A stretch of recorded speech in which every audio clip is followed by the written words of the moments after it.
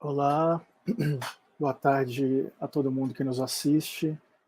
Eu me chamo Carlos Eduardo Henning, sou o atual coordenador do PPGAS-UFG e hoje teremos a aula inaugural do nosso programa, o Programa de Pós-Graduação em Antropologia Social da Universidade Federal de Goiás, para o primeiro semestre de 2022.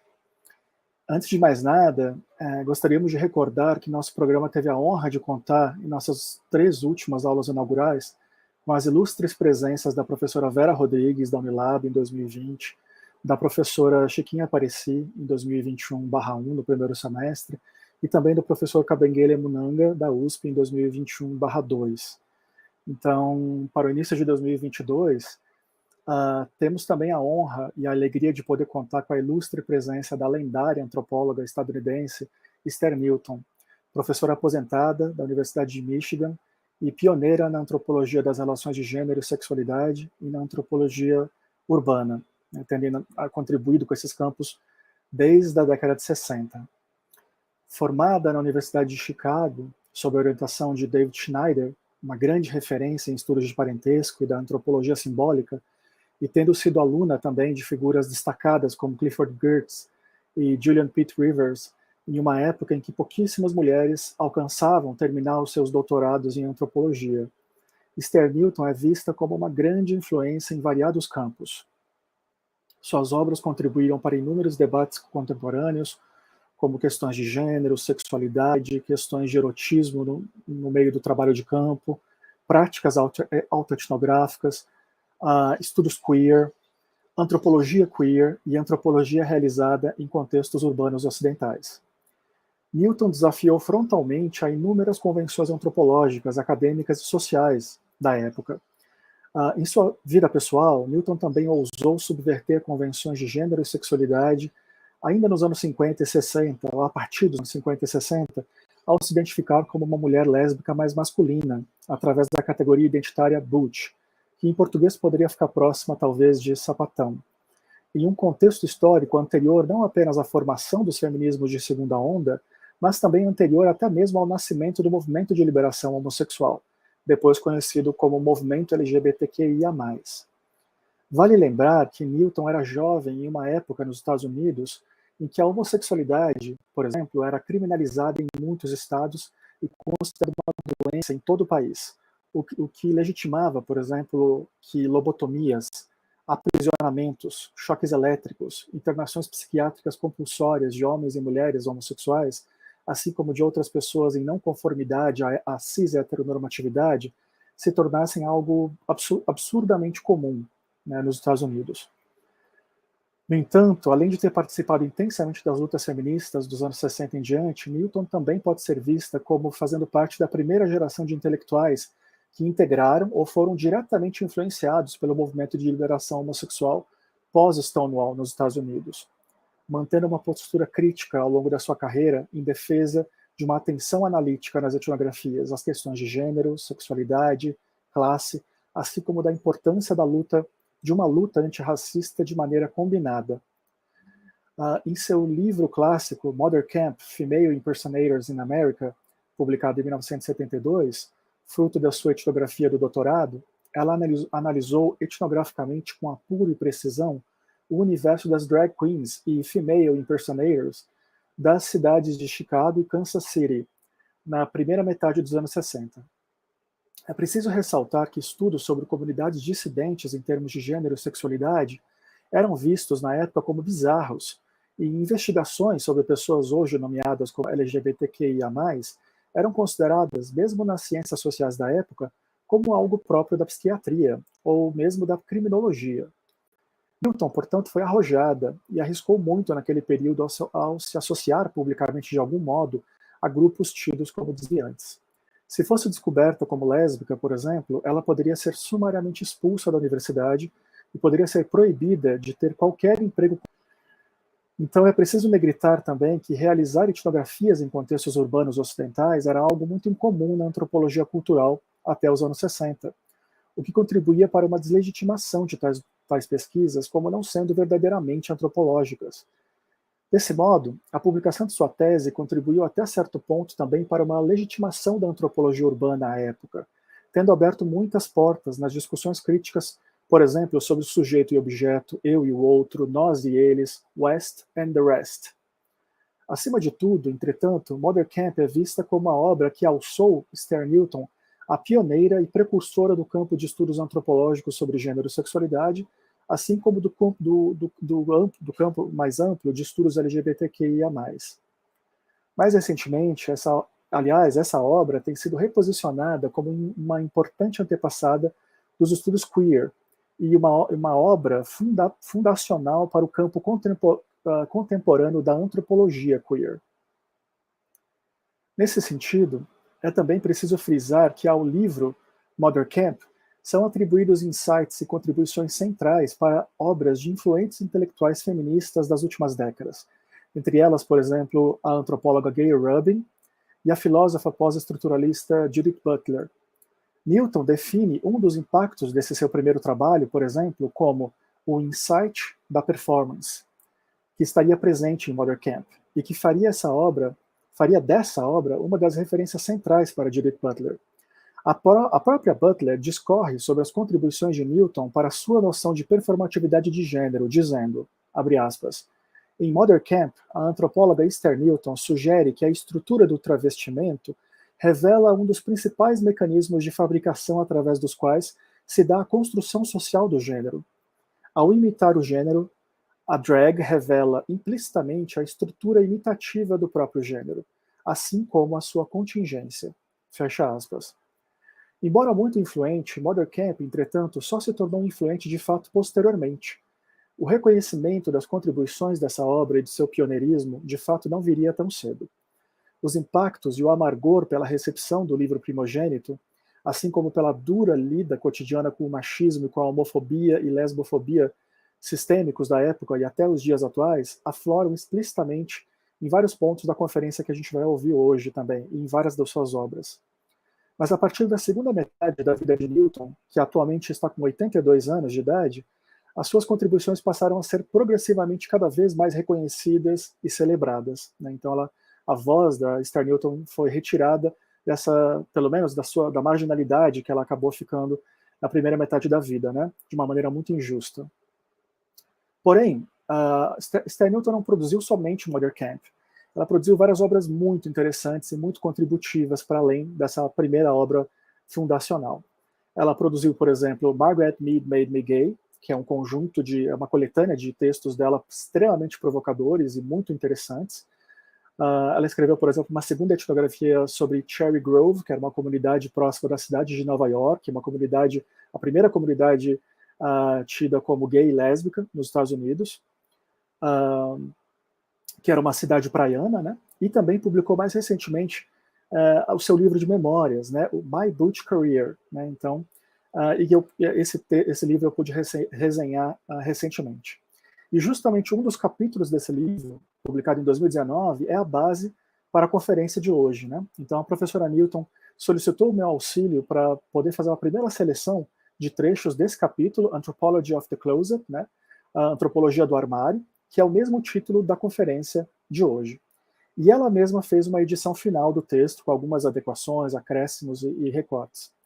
Como aqui no PPGAS a gente precisava de tempo para traduzir e legendar a fala da professora Esther Newton, a gente precisou gravar. Né? Então, infelizmente, a gente não vai poder ter a possibilidade de fazer esse diálogo que a gente costuma ter ao final, até porque a professora Newton, nesse momento, está viajando da Inglaterra para os Estados Unidos. Ela nem teria condições de estar com a gente presencialmente nesse momento. De todo modo, a gente gravou, a gente conseguiu traduzir em pouquíssimo tempo, a gente gravou há cerca de 10 dias, e a gente conseguiu legendar, editar, traduzir, legendar, e a gente vai apresentar daqui a pouquinho para vocês a conferência, que foi uma trabalheira danada, mas eu vou fazer os agradecimentos daqui a pouco também, para todo mundo que contribuiu para que isso pudesse se realizar.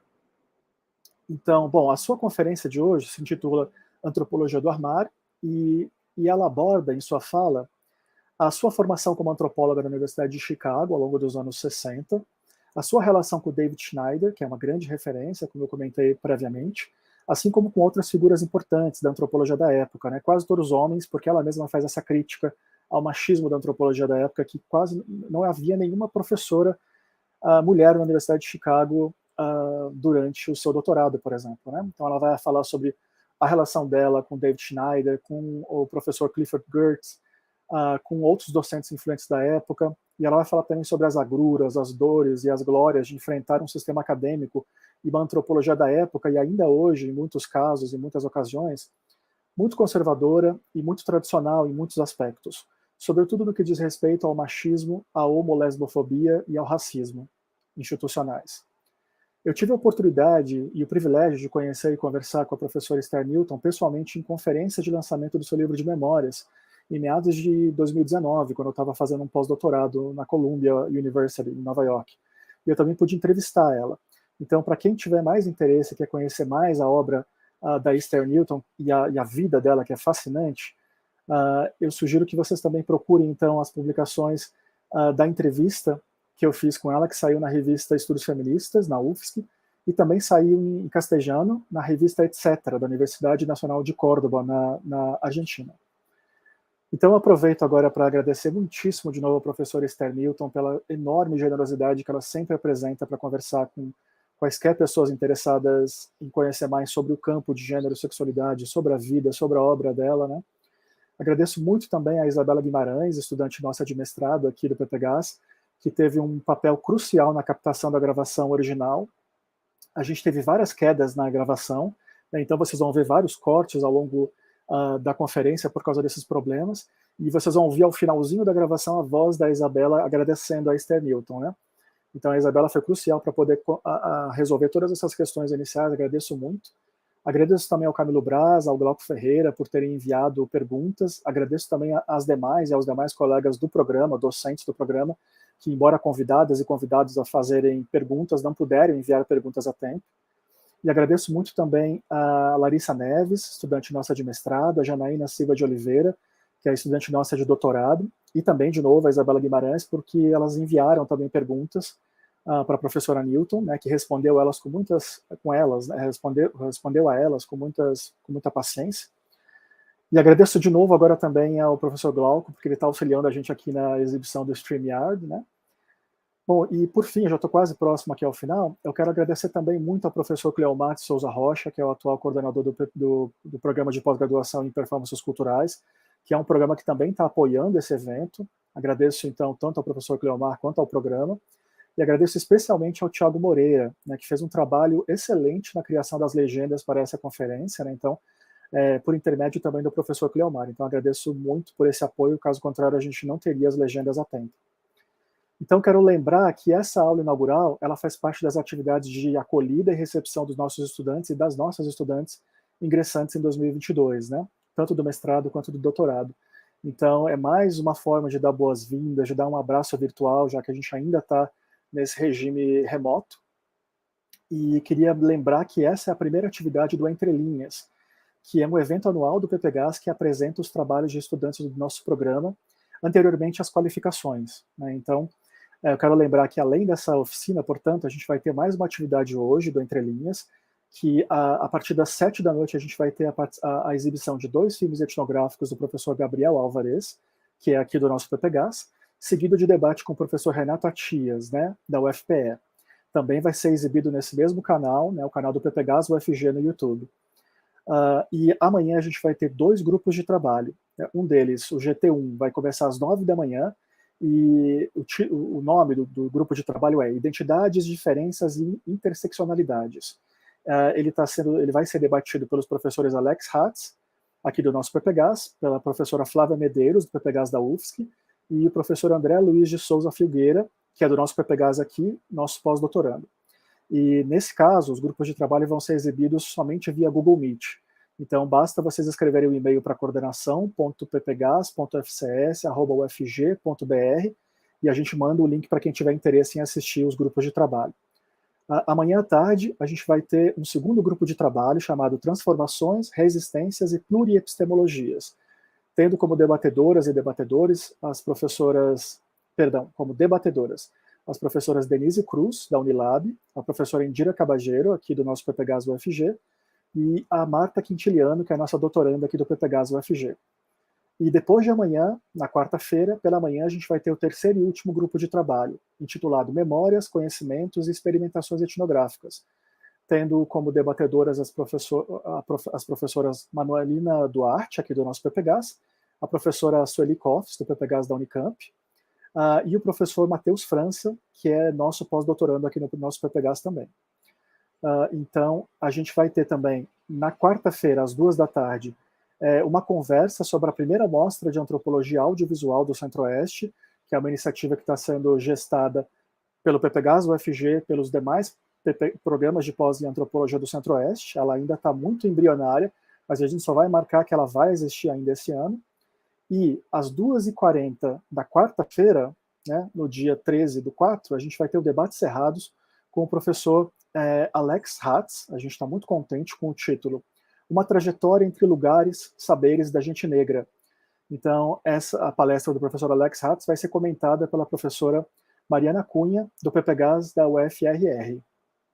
E, por fim, fechando a nossa atividade, a gente vai ter aqui, na quarta-feira, às 19h também, com muita alegria, a exibição do filme do professor Luiz Felipe Irano, aqui do nosso PPGAS, intitulada Desenhando com a Fotografia, exibição do filme Habitar os Olhos, do professor Luiz Felipe Irano, e tendo como debatedora a professora Aina Azevedo, da UFPB.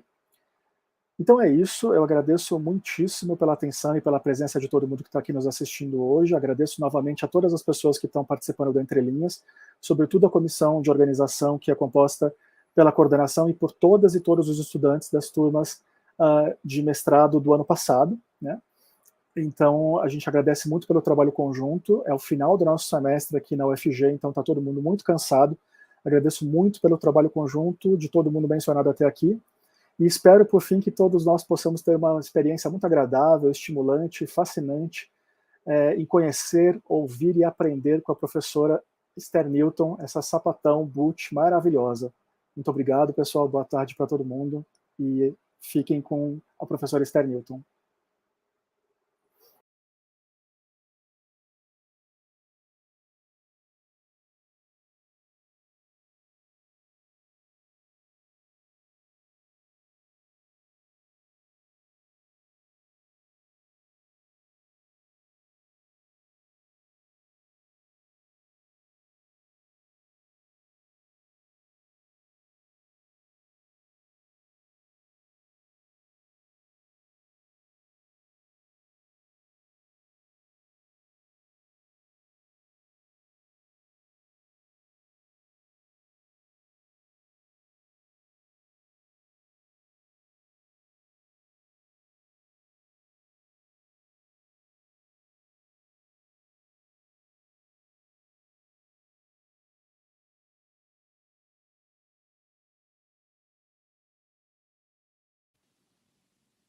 I'm very happy to be here, at least on screen today, at the invitation of my dear friend Carlos Henning for your inaugural conference in the graduate program in social anthropology.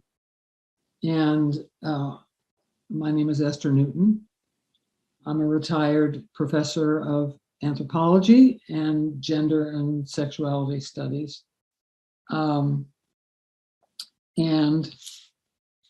this, what I'm going to read today, is edited by Professor Henning and myself, a version of a chapter in my memoir, which is called My Butch Career, which is called Anthropology of the Closet. And it's the story of my 6 years in graduate school at the University of Chicago from 1962 to 1968.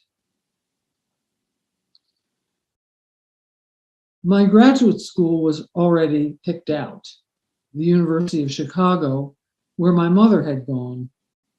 But that's not officially or even consciously why I went there.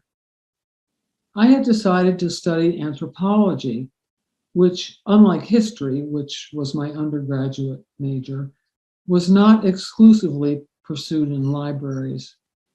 My subject was to be Africa. Anthropology ran on my father's side of the family. When it came time to choose from the 3 graduate schools that had accepted me, Jane, my stepmother, called up Carl Withers, who, under the name Jane,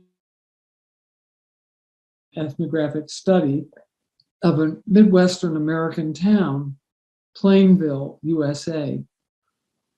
Over tea in his beautiful old Greenwich Village townhouse, which is a very nice section in New York City, I told Withers I'd been accepted to Yale and Chicago with partial scholarships.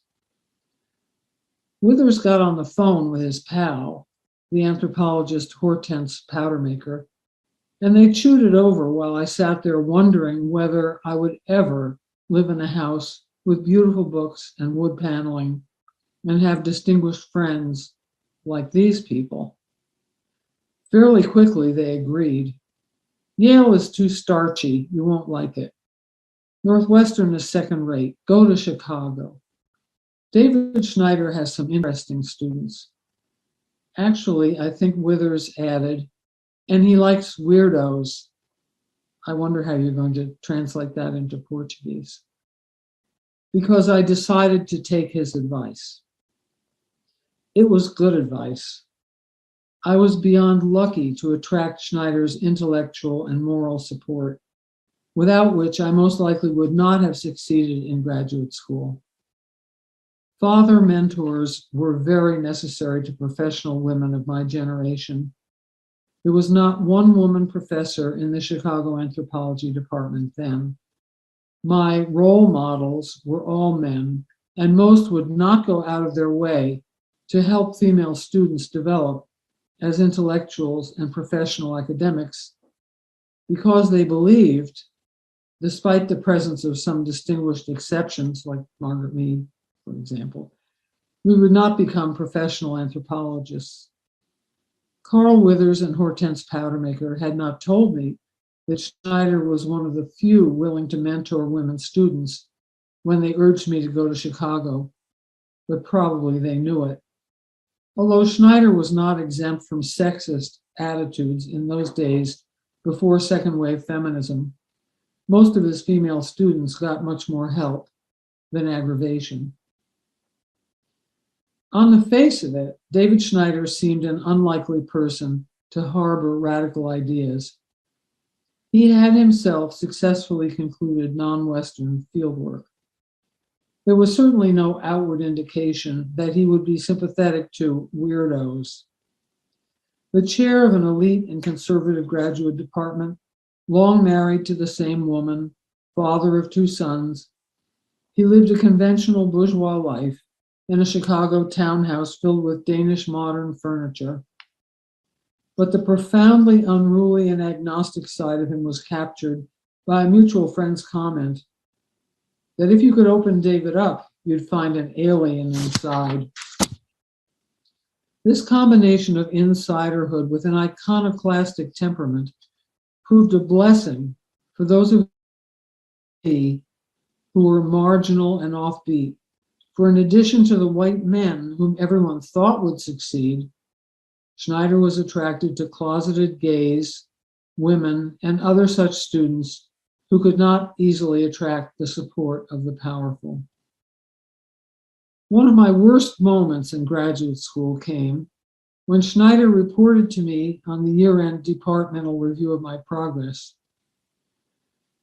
The professors relayed to me through Schneider that my wearing pants and riding on the back of a male friend's motorcycle manifested a lack of commitment to the anthropological vocation. I was hurt and angry at this personal attack, and it seemed to point covertly at my shameful secret. Why weren't they focusing on my work? Julian Pitt Rivers, another advisor of whom I was fond, warned me that, after all, it was important to be attractive and feminine, and he thought the department had a point. Why did professional women have to try to be like men?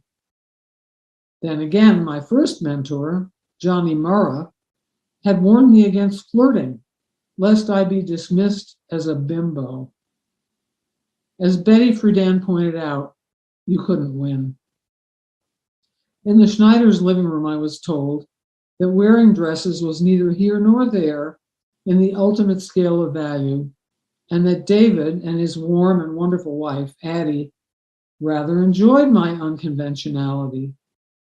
They did not know I was gay, though perhaps Addie suspected.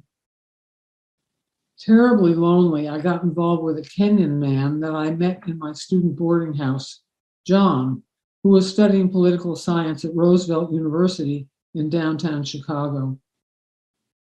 I wrote to my mother that without a relationship, it was almost impossible to survive the ennui of graduate school. At first, I found little refuge in my studies, which I described to my mother as the least satisfactory part of my life. I was bored and found it difficult to study. In classes, I felt silenced by the bravura brilliance of my classmates, many of whom had majored in anthropology at Harvard and Yale and were far more advanced than I. At the time, I supported civil rights for Negroes, but did not, like some of my contemporaries, sit in at lunch counters or register the disenfranchised to vote. I was too self-conscious, too estranged, and despite my initial problems with graduate school, too careerist to risk open activism. I had already chosen higher education over the strongest passion in my life, my love for women, because the two seemed incompatible. I can't say that the academic life thrills me, but as always, I carried on and passed my 4-field prelims, which tested one's knowledge of cultural, physical, linguistic, and archaeological anthropology, and was allowed to continue on toward my master's degree. It was at this point that David Schneider agreed to sponsor me, giving me a summer job coding data on what we called the Kinship Project, where I began to know a group of young people who were, to varying degrees, Schneider's students. Now I became totally involved in the hermetic world of the anthropology department. I never knew any Chicago students outside the department, and I doubt that the others knew many or any either. We went to departmental parties, awkwardly clutching our drinks and trying to catch the attention of the professors, or to a lesser extent, their wives. We saw one another in classes and events, for example, when distinguished speakers came in. This was a context when Cal Cottrell, one of Schneider's other graduate students, asked me out on a date. Cal had handled the statistical parts of the Kinship Project. He was intellectually immersed in anthropology, sociology, and the psychology of Otto Fenichel, an Austrian doctor who was influential at the time.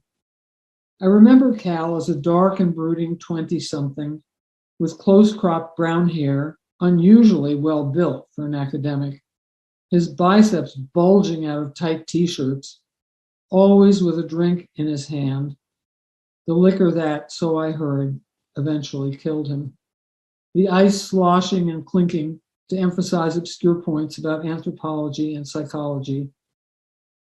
He came from the Midwest. While we talked departmental gossip, I waited nervously for him to make a move toward me, trying to think how I would fend it off without spoiling our budding friendship. The move didn't come, and after a few drinks, he confessed to me that he thought he was a homosexual. His gaydar was obviously working overtime. He must have been extremely confident to reveal his secret to a fellow graduate student who could potentially destroy his career. Freed by my own drinks, I answered that I thought I was too. This was a life-changing moment. We settled back on the couch to talk it over, It was perhaps the first time in my life that I was completely comfortable, and he was the only person in the department, aside from Harriet Whitehead, with whom I was later intimate, that I ever told my secret during those 6 years. Imagine that. It's incredible how we lived then. Cal opened the door to my career in queer anthropology. Despite Cal's conviction, stoked by his immersion in Fenchel, that homosexuality was a personality defect that one ought to try to change, he was just embarking on his first gay relationship with a slightly older man named Bill, who worked for the phone company. Bill was fully engaged in the middle-class, closeted gay and lesbian life of mid-60s Chicago, to which he introduced Cal and me. Afraid of my attraction to gay bars, I had shunned them since I had come out the summer of 1959. Bill lived two completely separate lives. He was masculine and passed as straight at work with no difficulty. By night and on weekends, his friends called him Mary and Miss Butch Thing, and he went to gay parties and bars. Through Bill and Cal, I went to a gay and lesbian bar on the lakefront near the Loop and began to see how one could manage a life like this. At the bar, which was clean and never raided, men and women danced together while men cruised other men at the bar and women tried to meet one another at the tables. I didn't find a lover, but I did begin to have nodding acquaintances with other lesbians who, like me, could pass if they had to. Then I had one last fling with the romance, though not the reality, of getting married. It must be nearly impossible for young queers today to understand the absolute dominance of the heterosexual life script at that time. How difficult it was to dissent, not only publicly, but even in one's own mind. In fact, most gays and lesbians did not dissent. Like me, they just gave up trying to achieve the norm, or if they could marry, they relegated their truer desires to fantasy, restrooms, men, or secretive relationships, women. Martin Silverman, a brilliant up-and-coming star in the department, was also Schneider's student. He had majored in anthropology at Harvard and seemed to know every ethnographic study, from the Andaman Islanders to the Zulus. He was intellectually confident. Unlike me, he never hesitated to voice an informed opinion about matrolocality or the affiliation versus descent controversy in kinship studies, then in the department. Martin had long planned to do his fieldwork in Fiji.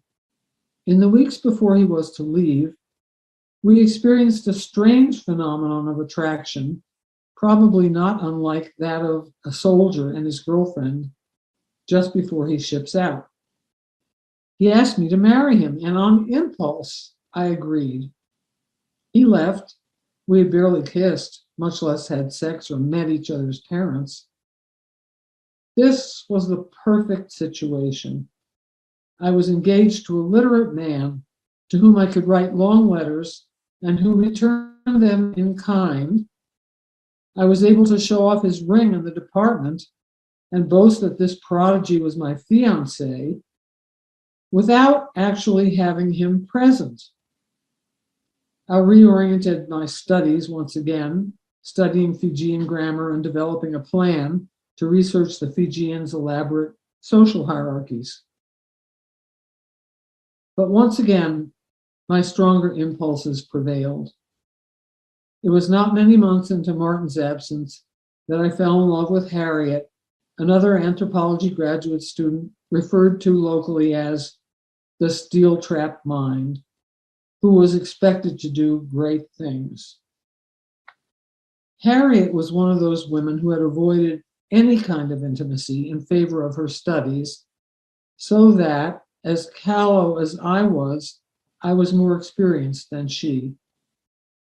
From the moment I sensed her interest, I began wooing her, trying to bring her out, as we described introducing a supposedly straight person to a gay relationship. It didn't take long. The bigger difficulty was hiding our intense and tumultuous relationship and our growing involvement in Chicago gay life via Cal and his boyfriend Bill from our straight friends, such as Bobby Paul and Sherry Ortner, whom we saw almost daily. As to my fiancé, Martin Silverman, he was in Fiji, and I thought vaguely that I'd deal with the complications when he came back. Possibly Harriet's belief that I would eventually marry him made it easier for her to love me. But when the day of his return came and he held out his arms to me, I realized within hours that in pursuit of a fairy tale, I'd made fools of us both. I broke off with him the night he returned with no explanation. As a closeted homosexual, I couldn't tell him the truth. I knew then how unfair that was, but I had no choice. Quite unexpectedly, the inspiration for my life's work had already appeared on the cramped stage of a gay. Skip Arnold perform in a Chicago gay bar in 1965. I sensed he would change my life. Skip, who worked live using his own voice and singing with a small band, appeared to be a huge woman figure in makeup, gown, wig, and high heels. The audience of gay men laughed, shouted, clapped at Skip's smutty, witty political patter. It was interactive live performance. I had fleetingly seen drag queens and even lesbians dressed like men who worked as waiters at Club 82 in New York's East Village, where my former girlfriend, Nanette, had worked as a dancer that summer of 1959. But this drag queen, Skip Arnold, was something special, a clown. This impression was strengthened when I saw him between shows. Up close, I could see the thick whiteness of his makeup and how over the top were his lipstick and false eyelashes. He was big, magical, and scary, perfectly comfortable wigless in his feminine stage face. Skip was holding forth to adoring men who were buying him drinks. A few weeks later, heart in my throat, I squeezed in next to him between shows and introduced myself as an anthropology graduate student. I majored in anthropology in college, he drawled with a flat Plains accent. Love the subject. What had I expected? Not this. Who was this guy? Back home, my head raced around with the power of what I had seen. Skip looking down from the stage at his rapt audience, who were giving back an energy that ricocheted around the performance space and through our bodies. One of my friends was the ethnomusicologist Charlie Kyle. He was writing his dissertation on blues singers and understanding their audiences through their music and performance. Charlie saw these musicians as symbolic leaders of the Black urban community. His example, along with Schneider's work on American kinship, was fundamental to me. Both were working in American culture, and Kyle was specifically analyzing culture through performance. The academic fields of anthropology and sociology had different histories. In broad outline, sociology was developed by English and German intellectuals who were trying to understand the mechanics of European societies, while anthropology came out of 19th century colonialism, the study, at first by missionaries, of non-Western, so-called primitive peoples. Although there were notable exceptions, By the 1960s, anthropology and sociology departments had developed fairly rigid divisions of labor, and anthropological work on America and Europe was frowned on and rarely done. At that point, I was still planning to follow Martin to Fiji, so I told myself I would write a course paper about the Chicago drag queens. When I told Skip that I wanted to tell the performer's story, he offered to help me. He would introduce me to performers, he said, and help me get interviews. Then Martin and I broke up. Fiji was obviously part of a failed fantasy, and when I showed David Schneider some field notes about the female impersonators, he encouraged me to make them the subject of my doctoral dissertation. The drag queens excited me so much more than Africa or Fiji ever had. And yet, how dangerous! People would suspect I was gay. At least these were men I was thinking of working with, and not lesbians, with whom I would not have dared associate professionally.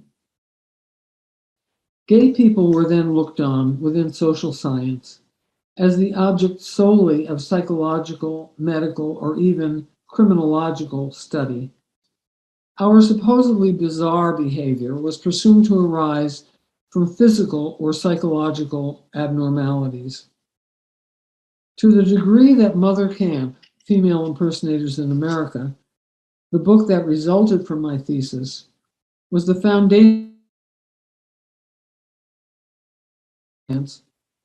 My mentor, David Schneider, was behind the paradigm shift that made this field possible.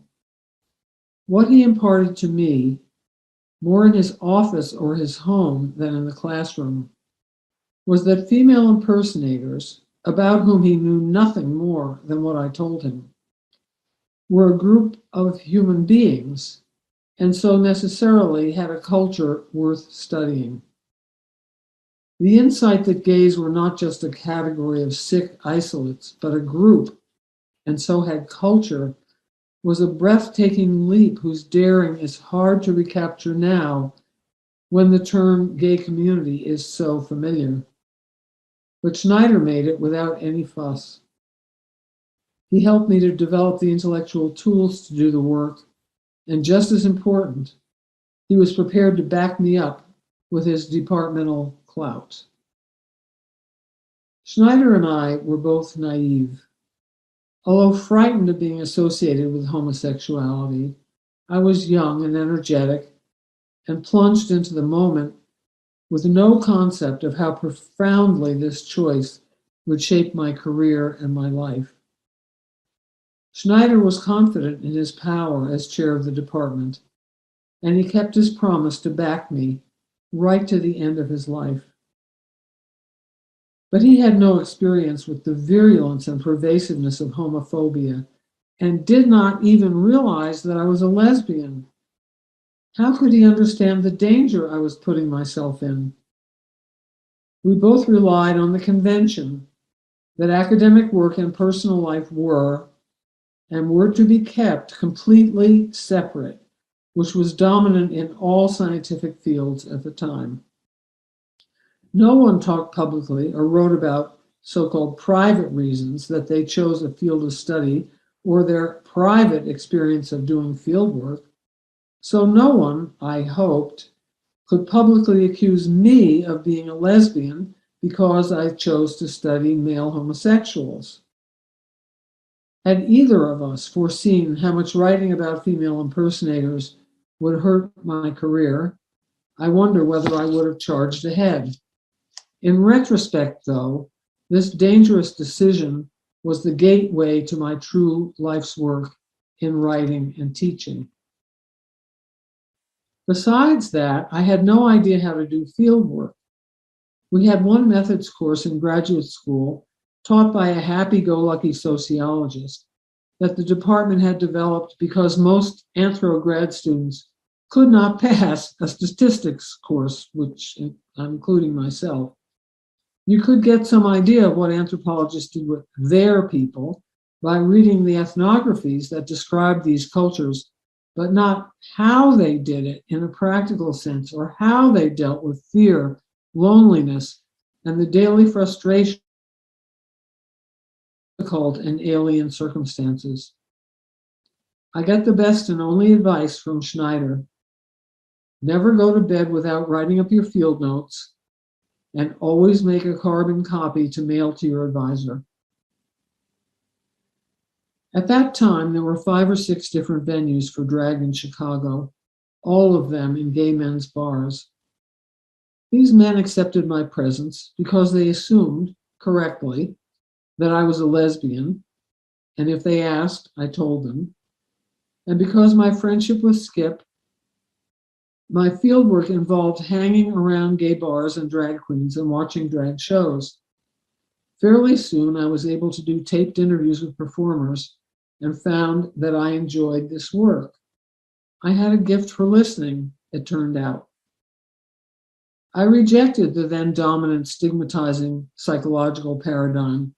The queers are sick, how can we cure them? My perspective had been formed by the pioneering work of the Chicago sociologists who had sympathetically written about all kinds of so-called deviants, such as pickpockets and pimps, and above all by Irving Goffman's amazing book, Stigma, a theoretical approach to understanding how and why socially disfavored groups come to have what he called spoiled identities and how they manage their situations. So my questions to female impersonators were never, why are you like this? Which they would have resented, but always, how did you learn to do female impersonation? And how do you understand your performances? As I was getting deeper and deeper into the gay males community, Skip moved to a different gig in Kansas City.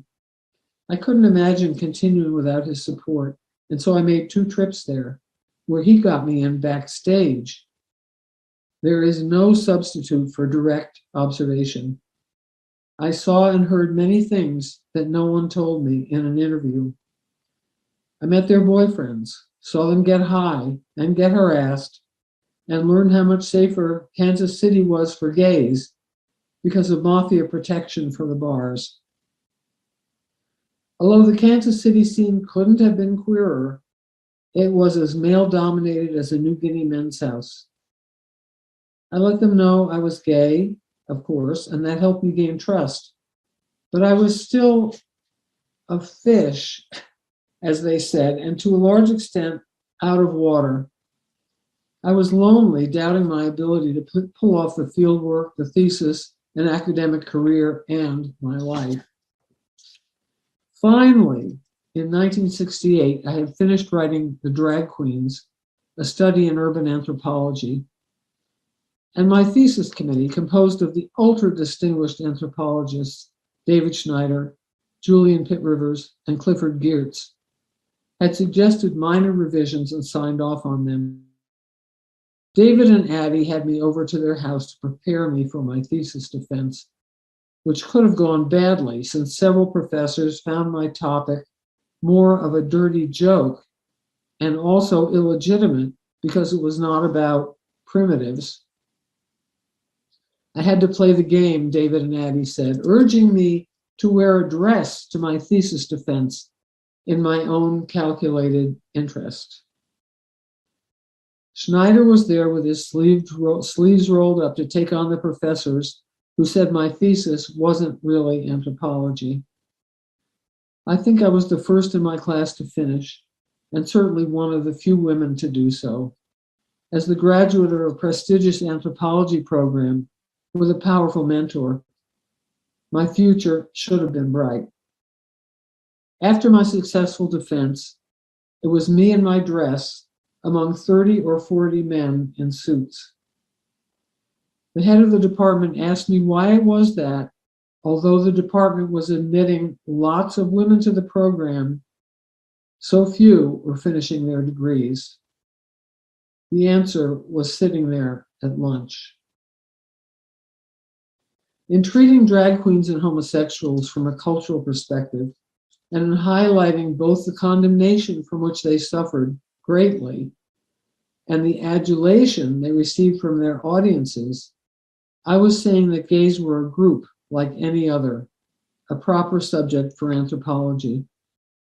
I used the language of symbolic anthropology and social deviance that I had learned at David Schneider's knee, and I poured into it every insight and every ounce of anger I'd experienced while trying to be a girl for 25 years, living the double life of a young, closeted gay person, turning away, not daring to respond to the daily insults and suspicions. Drag was the milieu of that same gender dysphoria that had tormented me, where a kindred pain was spun into connection, laughter, and creative gold. After all, I too had practiced female impersonation of a different kind, most intensely during my high school and college years. Since writing Mother Camp, I have always loved drag, which I recognized as a theatrical performance related to my inner life and experience. I saw hardly any male impersonators, who were then simply called drag butches, with the exception of the waiters at Club 82 in New York. At the time, I speculated that lesbians doing drag were scarce, ironically, because drag performance was much more accessible to men than to women, and I was proved right by the later emergence of a raucous lesbian drag theater strongly influenced by female impersonation that began in New York City at the Wow Cafe in 1981. And by the 1990s, drag king performers and reviews had appeared, while female impersonation had itself become much more varied and sophisticated and even mainstream. By temperament and training, I am a scholar, and my only performances have been as a teacher in front of a class. I have only done drag once in my life, in the gay community of Cherry Grove. To me, passing as a man in everyday life out of a gay context was quite a different thing that I never attempted. Through a failure of nerve or feminist conviction, or both, although countless times I had been mistaken for a man. Come right this way, sir. Until the past few years, I would correct that attribution, leading to flustered apologies that never failed to annoy me. In my old age, I mostly don't bother. Although the other day, at the geriatric health center that I frequent, a woman politely confronted me with, "Do you know you just used the women's bathroom?" There was no easy way out, so I replied, "Yes, I'm a woman." As she started the usual apologies, I added, "And I can read." Thank you.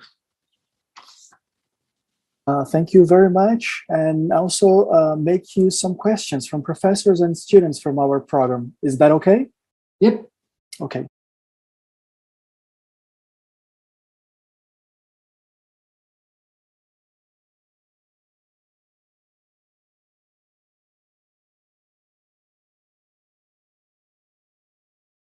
Well, I'm actually not that familiar with what people are doing in the last 10 years. There was something called a movement about reflexivity, which I, or putting yourself into the text, which I sort of took apart in a paper that I wrote. It was mostly men that were confessing having sex in the field. I didn't think it was very interesting. I am familiar with one book that a young anthropologist named Shaka McLaughlin wrote, which is very much this ethnography anthropology. And it's interesting about drag queens in 4 different countries. And I was a little surprised by it, actually, because he had taken that concept quite a bit further. I mean, if you read my other work, it's not, I mean, this is a memoir. In other words, at my age, I'm a little more conventional than some of the younger people. I don't see anything wrong with that. Shaka told me, he said, you're why I'm doing, so young people will have to go where they need to go.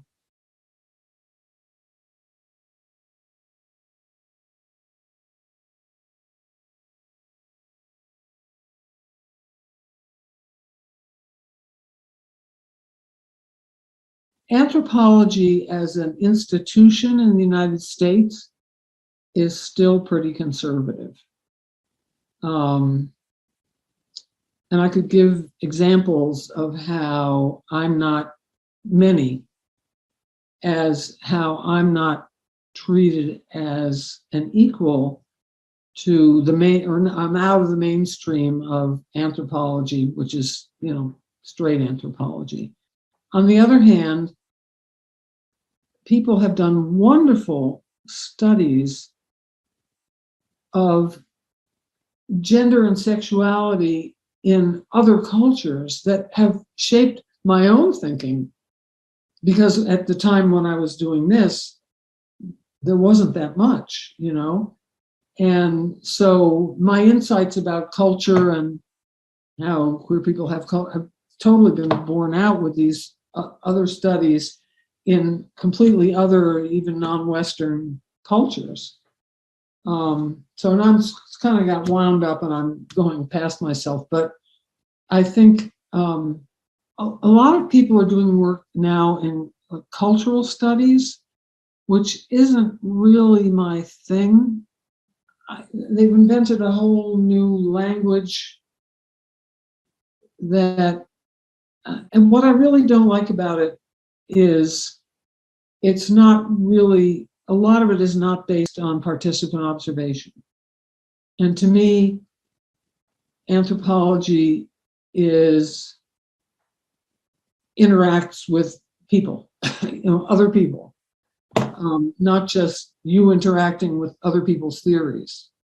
So that's a direction that, I'm not, and a lot of the queer work is in the cultural studies arena.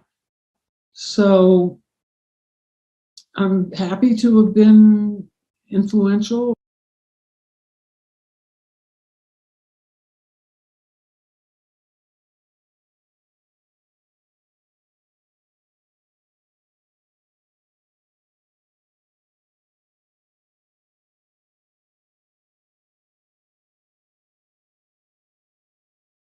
Yeah, no identity is permanent. I mean, language is always changing, conditions are always changing.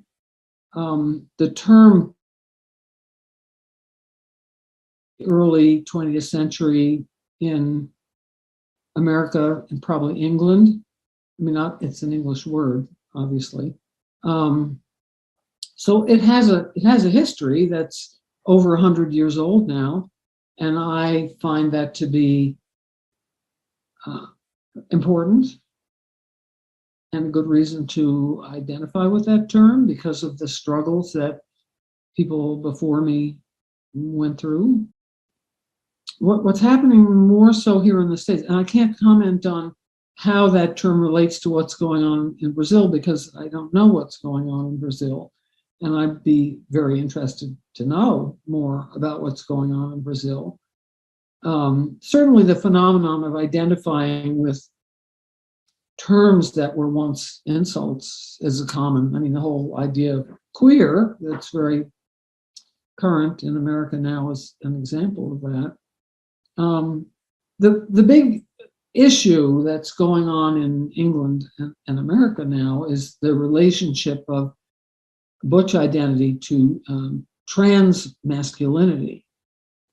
This is a very fraught kind of issue right now. And I personally think, I don't subscribe to, who's more butch than who, or who's, like these supposedly prestige scales. Gender, we understand that gender is a continuum, and it comes out of historical conditions, and it's changing now. The whole non-binary thing that's going on in England and America is also changing things. So who knows what it's going to be 25 years from now, 50 years from now. It's all evolving, and then of course every culture is different. What's not different is that these gender categories that come out of a history where they were generally very rigid people into behaviors and sexualities that didn't feel good to them, and they're rebelling against it, and that's good.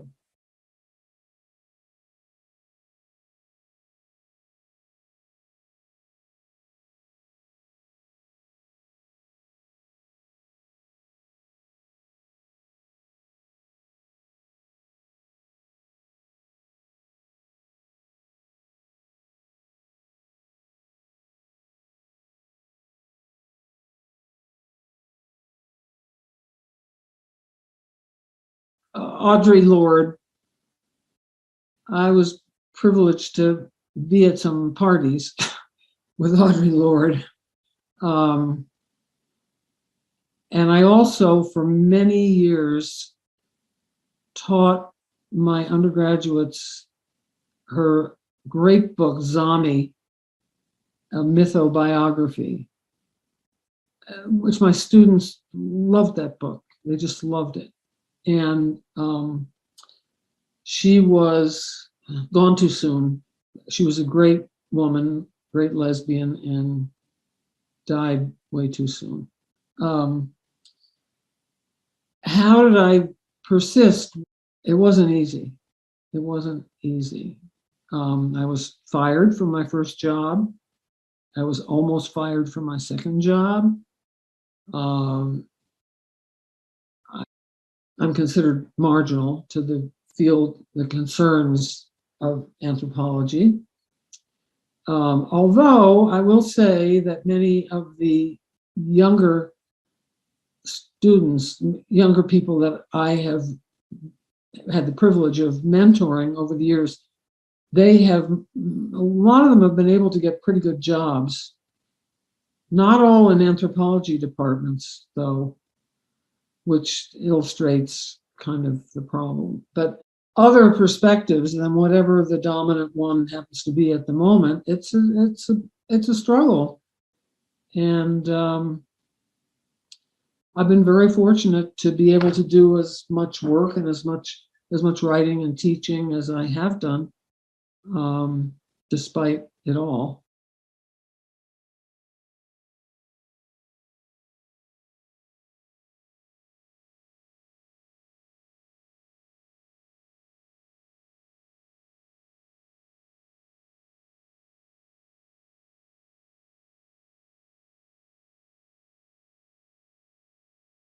So responding to Isabella's two questions, her first question has to do with her interest in older gay men and lesbians. And my second book, which was about the gay and lesbian community of Cherry Grove, what I was doing was trying to construct a history of this gay place through oral history. In other words, that people, I also consulted some sources, but there weren't that many sources. It's one of the richest experiences of my life because I learned the history of Cherry Grove was the history of their lives also in a large part. And so I think that's an extremely rich vein, rich field of study can be. And also, I don't know what it's like in Brazil, but here in America, there's so much ageism, there's so much discarding of older people, like, oh, that's in the past, who cares, whatever. And that's so misguided because not just out of, oh, everyone's a human being and so on. It's so misguided because if you don't understand our history, you don't understand where you are now. Because where we are now is all about how we got there. And so I totally think that working with older gay men and lesbians is an extremely valuable thing to do, based on my experience, number one, with older people, and based on my convictions about the importance of history. So that's my thing about that. Thank you so much, Professor. Thank you. I wish you all the best in your career and your work and your life.